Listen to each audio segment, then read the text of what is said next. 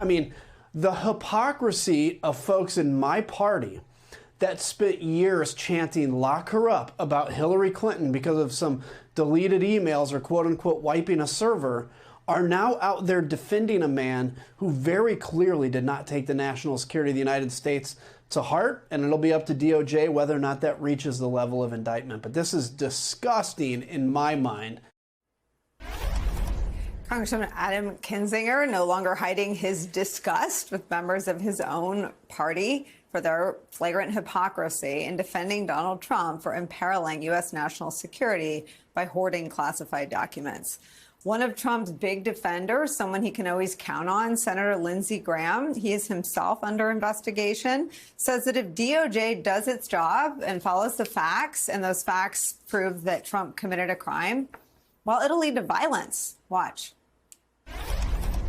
Most Republicans, including me, believes when it comes to Trump, there is no law. It's all about getting him. If they try to prosecute President Trump for mishandling classified information after Hillary Clinton set up a server in her basement, they literally will be riots in the street. I worry about our country.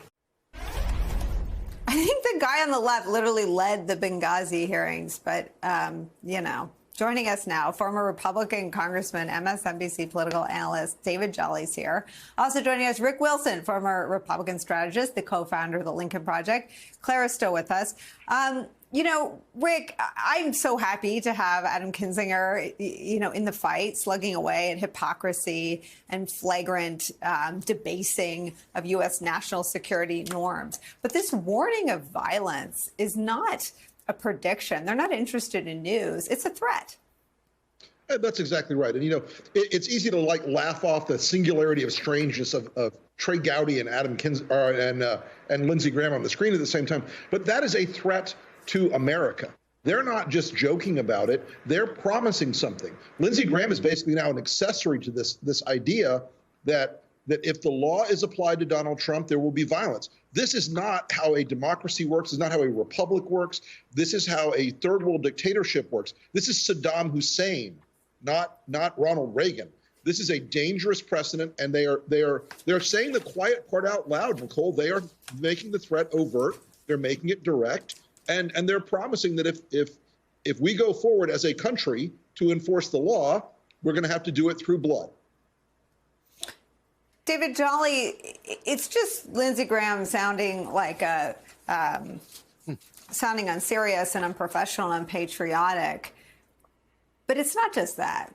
It's listening to Stephen Ayers, who testified as part of the January 6th Select Committee's public hearings, that he heard Trump's closest allies in Congress who agreed with Trump, who said, give him time. Maybe there's something there. Refused to call Joe Biden the president who won in a free and fair election that was the most secure in our country's history, which is what lifelong Republican Chris Krebs found. Their words have very real consequences. They include violence, and they just happened. What are they doing?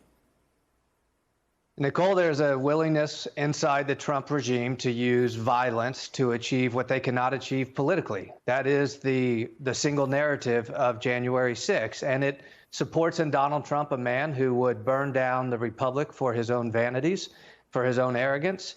And in someone like Lindsey Graham, you have someone bringing the kerosene and the matches to the party simply so he can be part of the cool kids club.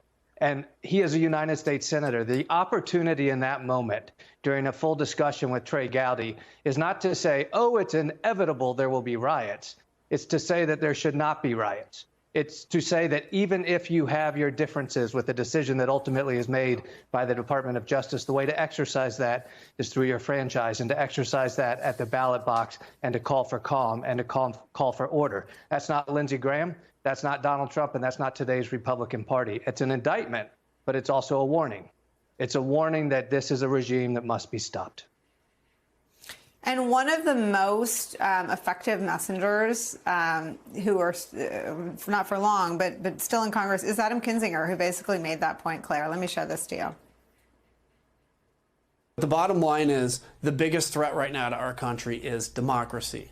And if you have Republicans that are running against even left-wing Democrats that believe in democracy and believe in voting, that person should be elected over somebody who basically would overthrow the will of the people and ultimately destroy this country. This country cannot survive outside of democracy. It'll turn into a power struggle between groups of different races, of different ethnicities, of different religions, because the thing that holds us together is this belief that we can self-govern. Take that away, this country's a mess. And so Republicans that are for that have no place in office. I don't care what their policy position on taxes are.